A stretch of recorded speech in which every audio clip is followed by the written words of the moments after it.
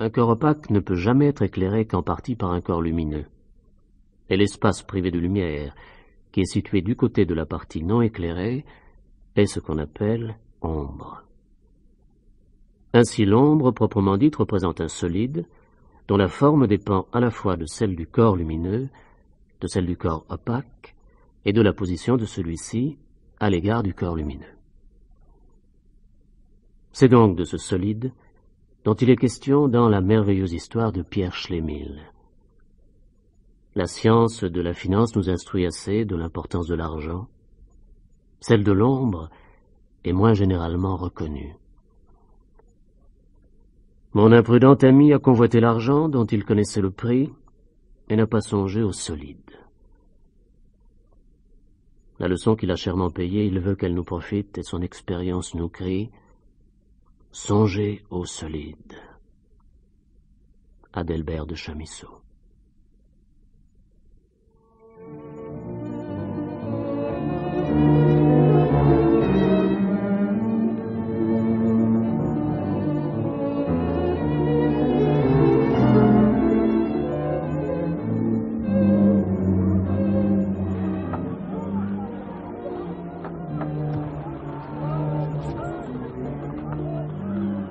Nous entrâmes au port après une heureuse traversée qui cependant n'avait pas été pour moi sans fatigue.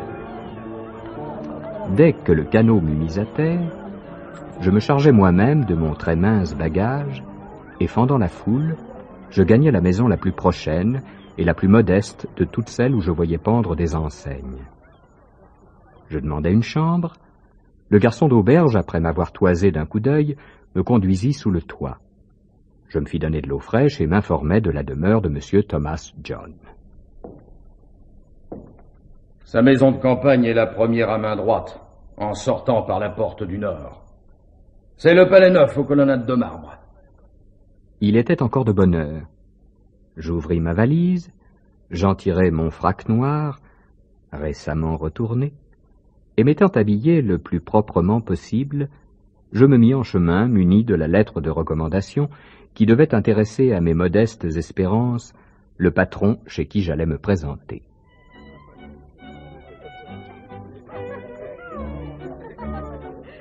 Dans le parc, M. John se promenait avec sa société. Je le reconnus aisément à l'air de suffisance qui régnait sur son visage arrondi. Il prit la lettre de recommandation que je lui présentai. De mon frère? Il y a bien longtemps que je n'ai entendu parler de lui. Il se porte bien? Et sans attendre ma réponse, il se retourna vers son monde et reprit la conversation qui roulait sur les avantages de la fortune. Celui qui ne possède pas au moins 1 million n'est, pardonnez-moi le mot, n'est qu'un gueux. Quelle vérité! M'écriai-je avec l'accent d'une douloureuse conviction. Restez un peu, mon jeune ami. Peut-être un jour, plus tard, aurai-je le temps de vous dire ce que je pense de votre affaire. Et il disparut à travers les bosquets. Dépité, je m'éloignai moi aussi, fis quelques pas timides au sein de l'élégante société. Un battleur amusait quelques enfants rieurs avec ses tours de magie. Pâle, grêle, sec et effilé, tout de gris vêtu, l'homme tirait de sa poche des fleurs lumineuses, des fruits d'Orient qu'il distribuait alentour, puis c'étaient de riches étoffes brodées d'or. Je me frottais les yeux, et je ne savais que penser, que croire, en voyant surtout que personne ici, hormis les enfants, ne témoignait la moindre surprise.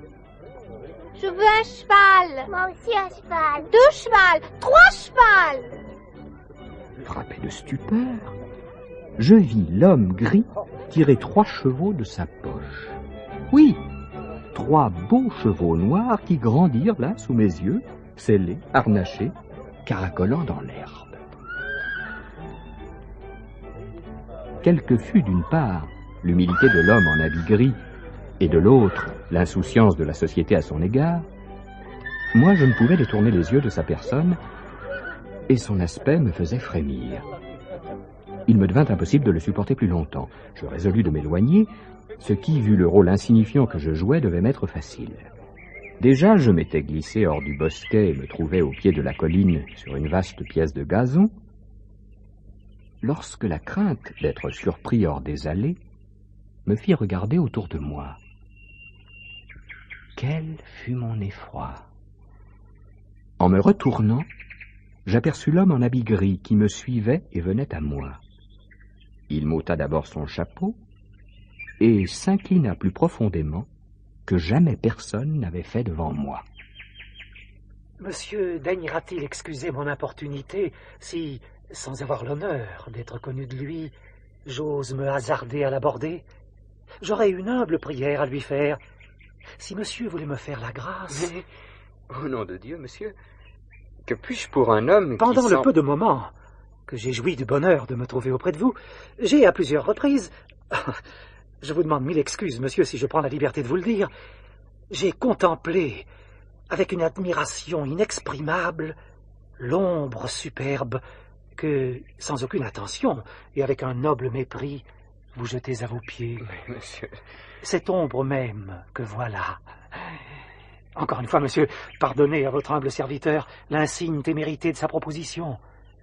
Daigneriez-vous consentir à traiter avec moi de ce trésor?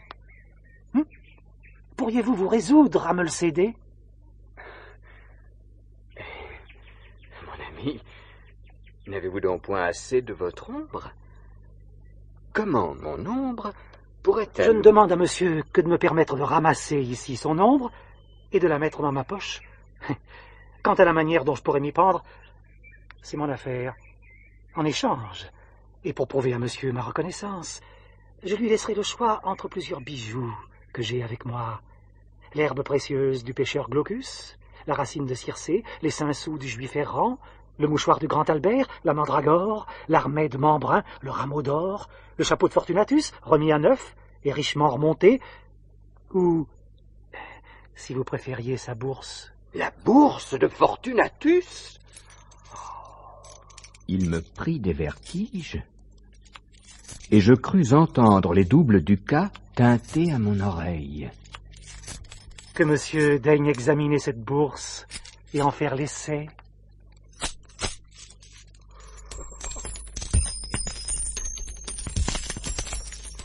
Top! Le marché est conclu. Pour cette bourse, vous avez mon ombre. Il me donna la main et, sans plus de délai, se mit à genoux devant moi. Je le vis, avec la plus merveilleuse adresse, détacher mon ombre du gazon depuis la tête jusqu'aux pieds, la plier, la rouler et la mettre enfin dans sa poche. Il s'inclina devant moi et se retira dans un bosquet de roses.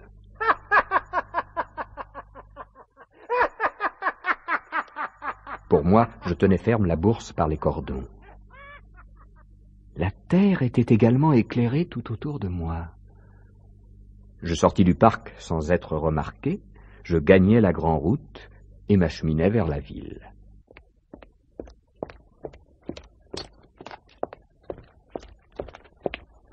Prenez garde, monsieur! Vous avez perdu votre ombre! Jésus-Marie, le pauvre homme n'a point d'ombre. Quel méchant sorcier est là! La coutume des honnêtes gens est de se faire suivre de leur ombre quand ils vont au soleil. Je jetai de l'or à pleine main pour me débarrasser de mes poursuivants. Gagnai mon auberge, fis descendre ma valise et ordonnai qu'on me conduise au plus brillant hôtel de la ville. Je m'y fis ouvrir le plus bel appartement et je m'y enfermai dès que je fus seul. Je tirai la malheureuse bourse de mon sein, j'y puisai de l'or, encore de l'or, sans cesse de l'or. Je le répandais sur le plancher, je l'amoncelais autour de moi, je faisais sonner celui que je retirais sans interruption de la bourse. Et ce maudit son, mon cœur s'en repaissait. J'entassais sans relâche le métal sur le métal jusqu'à ce qu'enfin, accablé de fatigue, je me roulais sur ce trésor. Je nageais en quelque sorte dans cet océan de richesse.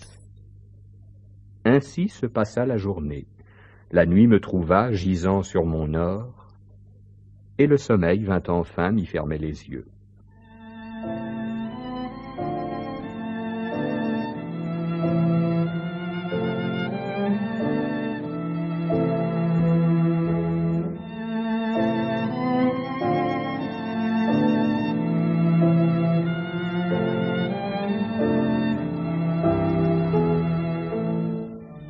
Je m'éveillais.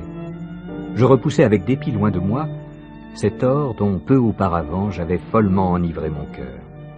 Maintenant, inquiet, triste et confus, je ne savais plus qu'en faire. J'essayais si la bourse de laquelle il était sorti aurait la vertu de l'absorber, mais non, il ne voulait pas y rentrer. Il fallut donc le porter dans une grande armoire et l'y cacher jusqu'à nouvel ordre.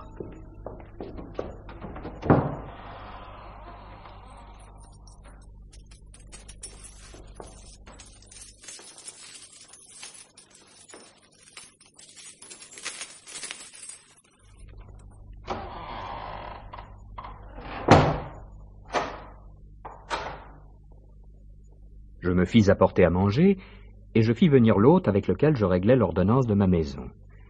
Il me recommanda pour mon service personnel un nommé Bendel, dont la physionomie ouverte et sage m'inspira d'abord la confiance. Pauvre Bendel! C'est lui dont l'attachement a depuis adouci mon sort, et qui m'a aidé à supporter mes maux en les partageant.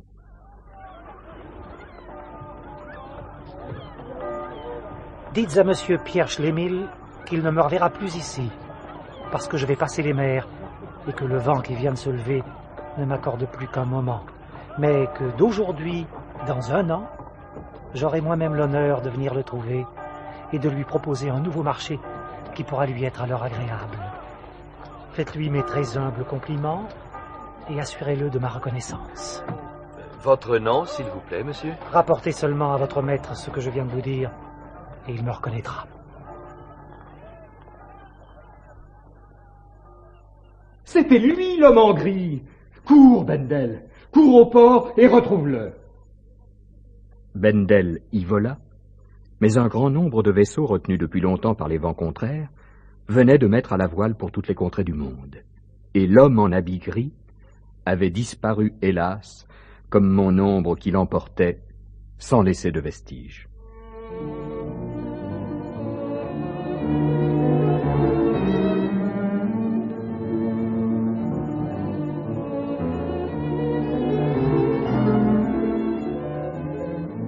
Monsieur le professeur, vous pour qui formes et couleurs n'ont aucun secret, vous serait-il possible de peindre une ombre à un homme qui par un enchaînement inouï de malheurs aurait perdu la sienne?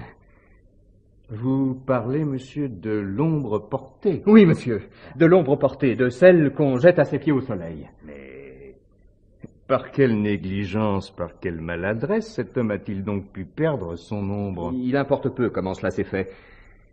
Cependant, je vous dirais que, voyageant l'hiver dernier en Russie, son ombre, par un froid extraordinaire, gela si fortement sur la terre qu'il lui fut impossible de l'en arracher. Il fallut la laisser à la place où le malheur était arrivé. L'ombre postiche que je pourrais lui peindre ne résisterait pas au plus léger mouvement. Il la perdrait encore infailliblement, lui qui, à en croire votre récit, tenait si faiblement à celle qu'il avait reçue de la nature, que celui qui ne porte point d'ombre ne s'expose pas au soleil. C'est le plus raisonnable et le plus sûr.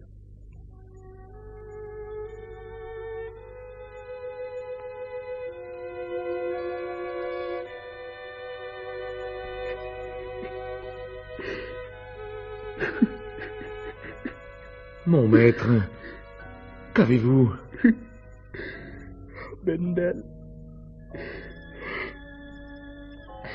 je ne t'ai point caché l'immensité de mes richesses. Je ne veux plus te faire un mystère de mon désespoir. Je suis riche, généreux, bon maître, bon ami. Mais, hélas, je n'ai plus. Comment achever, grand Dieu? Je n'ai plus mon ombre. Plus d'ombre? Plus d'ombre? Va, dénonce-moi, élève contre moi ton témoignage. Je demeurerai près de vous. Je vous prêterai le secours de mon ombre. Je vous rendrai tous les services qui pourront dépendre de moi. Je pleurerai du moins avec vous. On ne saurait croire avec quel zèle avec quelle adresse Bendel sut remédier à ma déplorable infirmité. Toujours et partout il était près de moi, devant moi, prévoyant tout, prenant les plus ingénieuses précautions. Et si quelque péril venait à me menacer, plus prompt que l'éclair, il accourait et me couvrait de son ombre, car il était plus grand et plus puissant que moi. Alors je pus me hasarder de nouveau parmi les hommes et reprendre un rôle dans la société. On me voyait riche, on me croyait puissant, on recherchait ma compagnie. Cependant, les semaines et les mois passaient, 1 an bientôt. Quelques jours encore me séparaient du rendez-vous que m'avait donné l'homme en gris. Je décidai de donner une grande fête. On me présenta monsieur l'inspecteur des forêts, madame son épouse et mademoiselle sa fille, Mina. Devant tant de beauté, je restais muet et décontenancé. Monsieur le comte. Mes respects, monsieur le comte. Monsieur le comte, nous sommes infiniment heureux. Chacun me saluait avec le plus profond respect sous le nom de comte. Que pouvais-je faire? J'acceptais le titre et me nommais le comte Pierre. Cependant, au milieu de cette foule empressée et joyeuse, mon âme ne soupirait qu'après un seul objet. Ayant prié Bendel de retirer de mon coffre à bijoux le plus scintillant des diadèmes, je m'avançai vers Mina et la sacrai reine de la fête. J'étais dans une ivresse difficile à décrire. Je fis, au nom de la reine, distribuer à toutes les dames toutes les perles, tous les diamants dont mon coffre débordait, cependant qu'on jetait sans interruption des pièces d'or au peuple rassemblé derrière les arbres. Mina, pourriez-vous être ma femme? Oh mon Dieu, non. Impossible. Je ne suis pas digne de vous. Le comte Pierre ne saurait m'appartenir. Mina, je ne suis nullement ce que tout le monde ici semble croire. Je ne suis qu'un simple particulier, riche, mais infiniment misérable. Vous, monsieur? Misérable? Hélas, Mina, une triste malédiction pèse sur ma tête. Vous pourriez, en m'épousant, devenir l'ange consolateur de ma destinée. Mais je ne voudrais pas, en vous liant à moi, faire votre malheur. Il ne me resterait qu'à mourir. Oh, Pierre, Pierre, attachez-moi à votre destin. Laissez-moi vous aider à le supporter. Je pressai Mina sur mon cœur. La lune apparut derrière nous, sortant du sein d'un épais nuage, projetant sur le gazon la seule ombre de ma bien-aimée.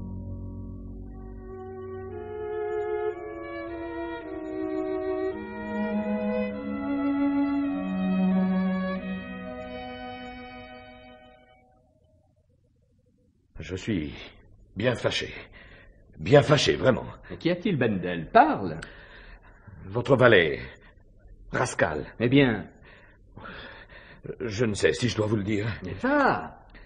Hier, pendant la fête, je l'ai vu détourner et s'approprier plusieurs sacs pleins d'or. Oh, n'envions point ce pauvre diable le chétif butin qu'il a pu faire. J'en enrichis bien d'autres. Pourquoi celui-là ne tirerait-il pas parti de la circonstance? Il m'a bien servi hier, ainsi que les gens que tu as nouvellement attachés à mon service. Ils ont tous contribué à ma joie. Il est juste qu'ils y trouvent leur profit.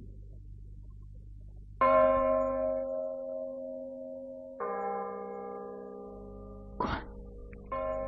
Pas d'ombre? Comme je vous le dis. Et moi, je ne veux plus servir un maître qui n'a point d'ombre. Non, tu as bu. Je ne peux pas croire. J'ai l'œil, moi. J'ai l'œil. Et monsieur l'inspecteur ferait bien de l'avoir aussi avant de lui donner sa fille. Oui, c'est bien. Comment te nommes-tu? Rascal, inspecteur, pour vous servir. Inspecteur. La veille du jour fatal arriva. À peine pouvais-je respirer. J'attendais avec impatience la 12e heure. Elle sonna. Assis vis-à-vis de la pendule, l'œil fixé sur les aiguilles, chaque minute, chaque seconde que je comptais était un coup de poignard. Je tressaillais au moindre bruit qui se faisait entendre.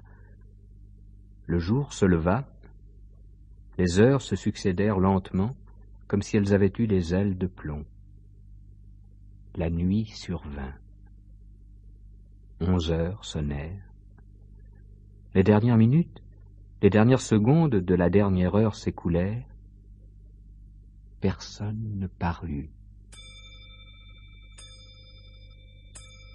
Voilà minuit. Je compte, les uns après les autres, les 12 coups de la cloche.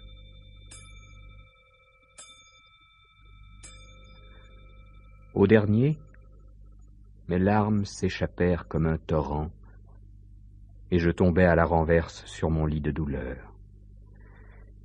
Je n'avais plus d'espérance, et je devais à jamais, sans ombre, demander le lendemain la main de ma maîtresse.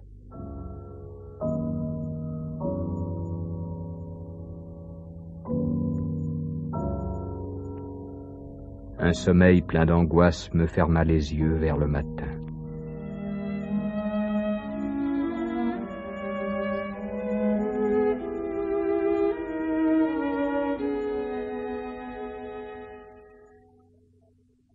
Serait-il vrai, monsieur le comte, qu'un certain Pierre Schlémil ne vous fut pas inconnu? Un homme de caractère, distingué de vertus singulières, un homme qui a perdu son ombre. Et vous avez eu l'impudence de tromper, ainsi que moi, celle que vous prétendiez aimer, celle que vous avez perdue. Mais voyez-la, contemplez votre ouvrage, malheureux que vous êtes. Oui, j'ai perdu mon ombre, mais je puis la retrouver. Dites-moi, monsieur, comment avez-vous perdu votre ombre? Un jour, un malotru marcha dessus si lourdement qu'il y fit un grand trou. Je l'ai donné à raccommoder, car que ne fait-on pas pour de l'argent? On devait me la rapporter hier. Fort bien, monsieur. Vous recherchez la main de ma fille. D'autres y aspirent comme vous. C'est à moi, en qualité de père, à décider de son sort. Je vous donne 3 jours pour chercher une ombre.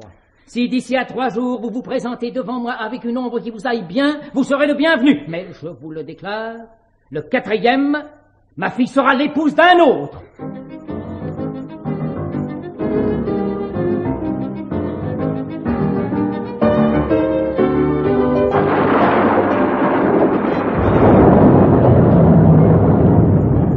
Je me jetai dans la campagne et parcourus au hasard les bruyères et les bois. Une sueur froide découlait de mon front. De sourds gémissements sortaient du fond de ma poitrine. Un affreux délire m'agitait. J'ignore combien de temps pouvait s'être écoulé, lorsque sur la pente d'une colline, je me sentis arrêté par la basque de mon habit. Je me retournai. C'était l'homme en habit gris qui paraissait m'avoir poursuivi à perte d'haleine. Je vous avais annoncé mon retour pour aujourd'hui, mais vous n'avez pas eu la patience de m'attendre. C'est égal, rien n'est encore perdu. Vous suivrez mon conseil, vous rachèterez votre ombre, que je vous rapporte, et retournerez sur le champ, sur vos pas. Vous serez le bienvenu dans le jardin de l'inspecteur, et tout ce qui s'est passé n'aura été qu'une espièglerie. Quant à Rascal, qui vous a trahi, et qui vous supplante auprès de votre maîtresse et de son père, grâce à l'argent qu'il vous a volé, j'en fais mon affaire. Le scélérat est mûr. Je crus rêver. Annoncer son retour pour aujourd'hui? J'y réfléchis de nouveau. Il avait raison. Dans mon trouble, je m'étais constamment trompé d'un jour dans mon calcul. Ma main cherchait la bourse dans mon sein. Ah non, monsieur le comte, elle est en de trop bonnes mains. Conservez-la. Je ne demande qu'une très légère marque de votre souvenir. Et vous voudrez bien me signer ce billet. Je sous-signai, lègue au porteur du présent mon âme après sa séparation naturelle de mon corps. Muet d'étonnement, Je considérais tour à tour et le billet et l'inconnu. Il avait recueilli sur ma main avec le bec d'une plume nouvellement taillée une goutte de sang qui coulait des blessures que les épines m'avaient faites, et il me la présentait. Qui êtes-vous donc? Que vous importe? Et d'ailleurs, ne le voyez-vous pas? Je suis un pauvre diable, une espèce de savant, de physicien, qui pour prix de tout le mal qu'il se donne à servir des amis, n'est payé par eux que d'ingratitude, et n'a d'autres amusements dans ce monde que celui qu'il prend à ses expériences. Mais signez donc, là, au bas de l'écriture, Pierre Schlémil. Je ne signerai pas. Et pourquoi pas? Mais il me semble que c'est une chose qui mérite au moins réflexion. Racheter mon ombre au prix de mon âme. Une chose qui mérite réflexion. Mais oserais-je vous demander, monsieur, ce que c'est que votre âme? L'avez-vous jamais vue? Et que comptez-vous en faire quand vous serez mort?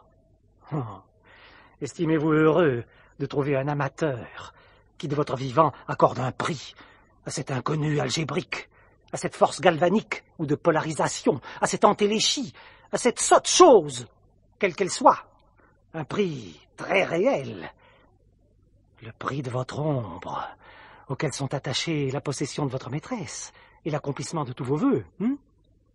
Ou bien voulez-vous plutôt la livrer vous-même, la pauvre Mina, aux griffes de cet infâme rascal? Je ne vous vendrai plus rien qui m'appartienne, même au prix de mon ombre, et je ne signerai pas. Oh, je suis vraiment fâché, monsieur Schlémil, que vous vous entêtiez sottement à refuser un marché que je vous proposais en ami. Mais je serai peut-être plus heureux une autre fois. Au revoir. Ah, à propos, il faut que je vous montre encore que je ne laisse pas dépérir les choses que j'achète, mais que j'en prends soin, que je m'en fais honneur, et qu'elle ne saurait être mieux qu'entre mes mains. À ces mots, il tira mon ombre de sa poche, et la jetant à ses pieds du côté du soleil, il se trouva avoir deux ombres à sa suite, car la mienne obéissait comme la sienne à tous ses mouvements. Quand, après un temps si long, je revis enfin ma malheureuse ombre et la retrouvai dans cet odieux servage, alors que son absence venait de me jeter dans une telle détresse, je sentis mon cœur se briser, et des torrents de larmes amères s'échappèrent de mes yeux. Il tient encore à vous. Allons, un trait de plume, monsieur, et vous sauverez cette pauvre Mina d'entre les griffes d'un vil scélérat pour la presser avec amour sur votre sein. Allons, allons, comte, un trait de plume. À ces mots, mes larmes redoublèrent, mais je détournai mon visage et lui fis signe de s'éloigner.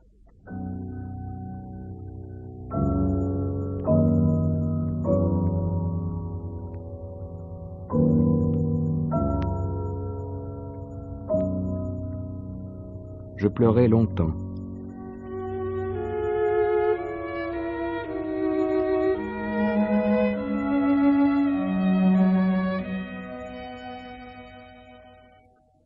Quand je rouvris les yeux, l'homme avait disparu. Tout à coup, un bruit léger vint frapper mon oreille. Je n'aperçus personne. Cependant, une ombre qui ressemblait assez à la mienne glissait devant moi sur le sable et semblait, allant ainsi seule, avoir perdu celui à qui elle appartenait. Je m'élançai vers elle pour m'en emparer. L'ombre prit la fuite devant moi.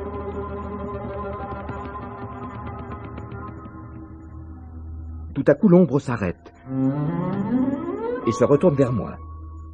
Comme un lion qui se précipite sur sa proie, je m'élance pour en prendre possession, et je heurte inopinément un obstacle solide contre lequel s'abat mon essor. Alors me furent portés dans les flancs et par un bras invisible les plus terribles coups que jamais peut-être un homme ait reçus. Je sentis comme un brouillard passer sur ma tête.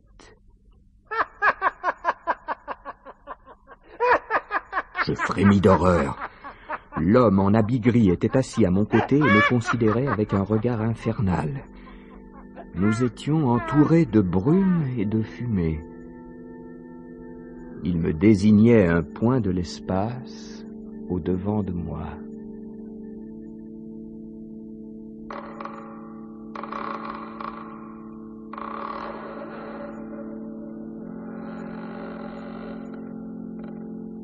Nina parut, appuyée sur le bras d'une femme de chambre. Des larmes sillonnaient ses joues décolorées. Elle prit place dans un fauteuil qu'on lui avait préparé sous les tilleuls, et son père s'assit sur une chaise à côté d'elle. Il prit sa main et la serra tendrement. Je conçois, ma chère fille, que tout ce qui vient de se passer t'a fortement affecté. Tu as échappé comme par miracle à ta ruine. Avant que nous eussions découvert l'infamie de ce misérable, tu l'aimais tendrement, je le sais, mon enfant, et je ne t'en fais point de reproche. Je l'ai chéri moi-même tant que je l'ai pris pour un grand seigneur. Mais considère comment les choses ont changé. Quoi, le dernier manant jusqu'au moindre barbet, chacun a son ombre en ce monde, et ma fille unique aurait été l'épouse d'un tel homme? Non, tu ne penses certainement plus à lui. Écoute, Mina. Un homme qui ne craint pas le soleil, un honnête homme, qui n'est pas à la vérité un prince, mais qui a 10 millions de biens, 10 fois autant que tu en possèdes toi-même, recherche ta main. Un homme qui rendra ma chère fille heureuse. Ne me réponds rien, ne me résiste pas. Sois ma fille bien-aimée, ma fille soumise. Obéis. Laisse ton père veiller à tes intérêts, régler ton sort et sécher tes larmes. Promets-moi de donner ta main à Monsieur Rascal. Dis, veux-tu me le promettre? Je n'ai plus aucun désir sur la terre. Que la volonté de mon père décide de mon destin. Qu'est-ce donc qui coule dans vos veines? Est-ce bien du sang? Signez, signez donc, si vous ne voulez pas de ce mariage. Je me trouvais le parchemin dans une main et la plume dans l'autre. À l'instant de signer, je me sentis défaillir. Je tombais sans connaissance et demeurais un temps considérable entre les bras de la mort.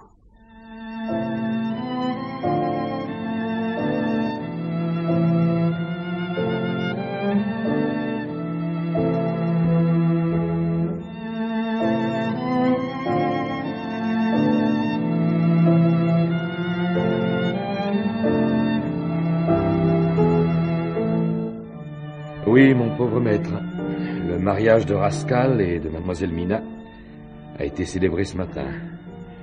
Les parents donnent une fête. Bendel, mon ami, je ne veux pas t'associer plus longtemps à ma destinée. Selle mon cheval, séparons-nous. Il doit encore rester ici quelques caisses d'or, garde-les. Pour moi, je vais seul et sans but parcourir le monde.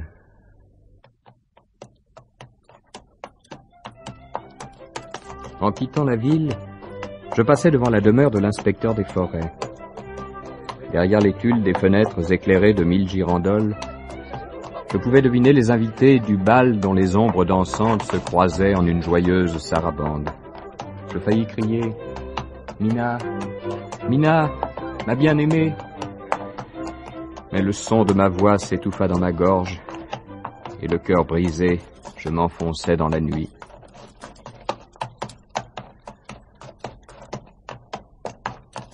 Je ne faisais aucune attention au chemin que suivait mon cheval, car je n'avais plus sur la terre aucun but, aucun désir.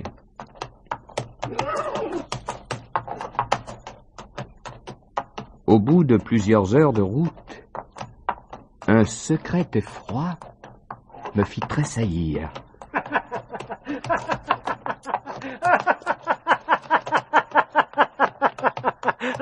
Ah, monsieur Schlemil, je vous vois pâlir à l'approche du soleil. Je veux bien vous prêter votre ombre.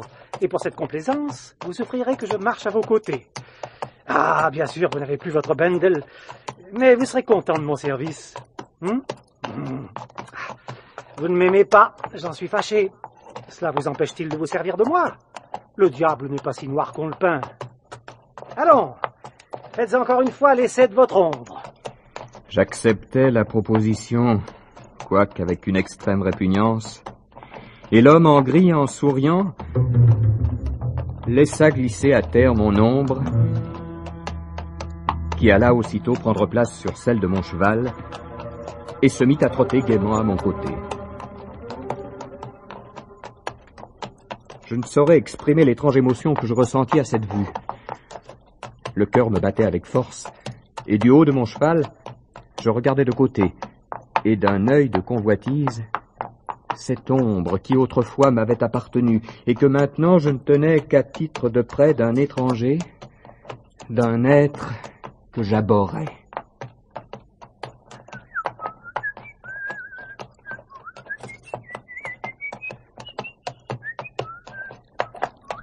Mon compagnon, cependant, semblait être dans la plus parfaite sécurité. Il me suivait, en s'amusant à siffler, lui à pied, moi bien monté. La tentation était trop forte. Il me prit comme un vertige. Je piquai des deux, courus ainsi à pleine carrière un certain espace de temps.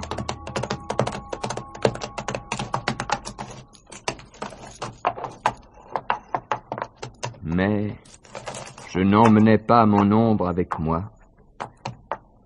Elle avait glissé sous celle de mon cheval lorsque celui-ci avait pris le galop et était retourné à son légitime propriétaire.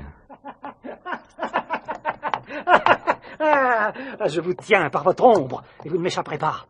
Un homme riche comme vous a besoin de cet accessoire, et vous n'avez que le tort de ne pas l'avoir senti plus tôt. La bourse de Fortunatus pendait toujours à ma ceinture. Le poids de l'or l'en alourdissait à chaque pas, et je devais, pour ne pas harasser mon cheval, jeter à terre quantité de ducats.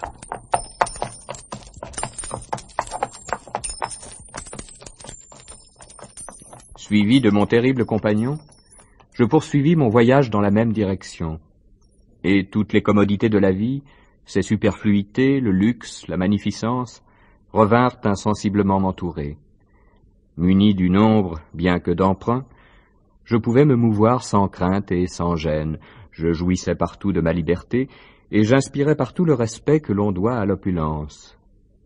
Mais j'avais la mort dans le cœur.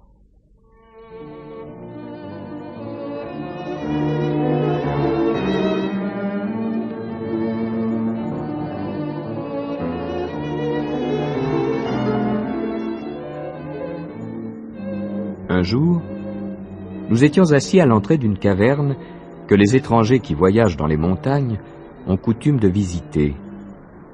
La voix des torrents souterrains se fait entendre dans une profondeur immense, et les pierres que l'on jette dans le gouffre retentissent longtemps dans leur chute, sans paraître en atteindre le fond. Vous me haïssez, monsieur, je le sais. Mais pourquoi me haïssez-vous? Dites-moi par exemple, si je vous ai jamais pris à la gorge pour avoir votre belle âme, dont vous savez que j'ai envie. Il faut nous séparer, cela est clair. Et je vous avouerai que de mon côté, je commence aussi à vous trouver infiniment ennuyeux. Or donc, pour vous soustraire définitivement et à jamais à l'humiliation de ma fâcheuse présence, je vous le conseille une dernière fois. Rachetez-moi cette ombre tant regrettée. Au prix de cette bourse? Non, une simple signature. À ce moment, d'anciens souvenirs se retracèrent inopinément à mon esprit. Possédez-vous une signature de Monsieur John? Qu'est-il devenu? Où est-il à cette heure? Au nom de Dieu, je veux le savoir!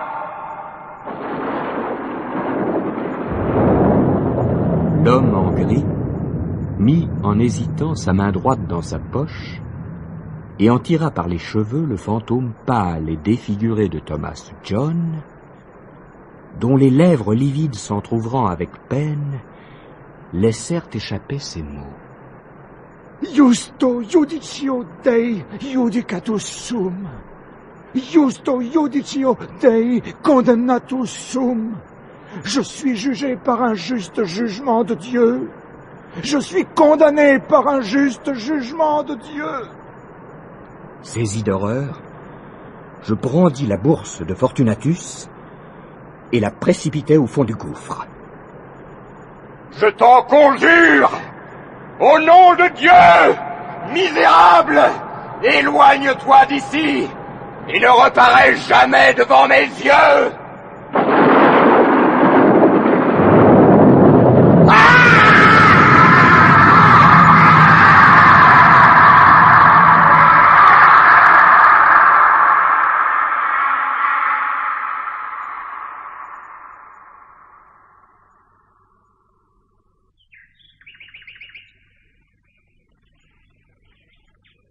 Je me réveillais d'un profond sommeil.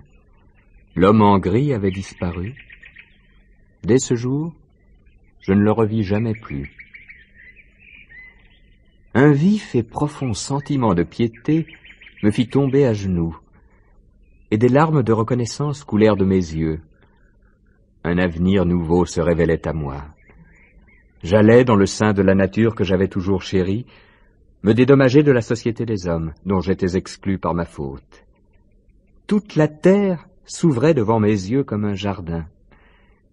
L'étude allait être le mouvement et la force de ma vie dont la science devenait le but. Je n'ai fait depuis ce jour que travailler, avec zèle et persévérance, à réaliser cette inspiration. Et le degré auquel j'ai approché de l'idéal a constamment été la mesure de ma propre satisfaction.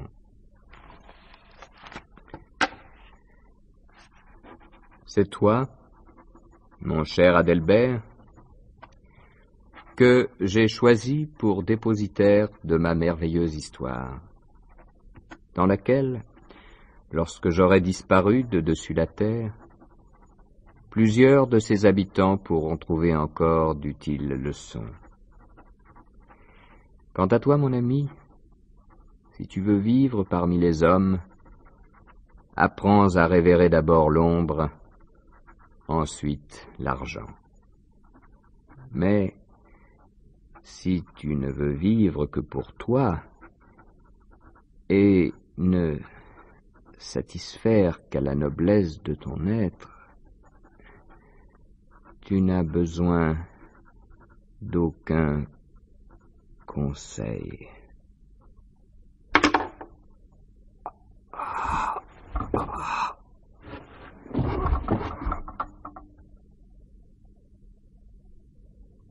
Lorsque Pierre Schlemihl rendit son dernier soupir, la lumière de la lune frappa soudain la fenêtre de sa demeure. L'ombre de son corps étendu réapparut une dernière fois après tant d'années, fit lentement le tour de sa chambre et le recouvrit doucement comme un linceul fraternel.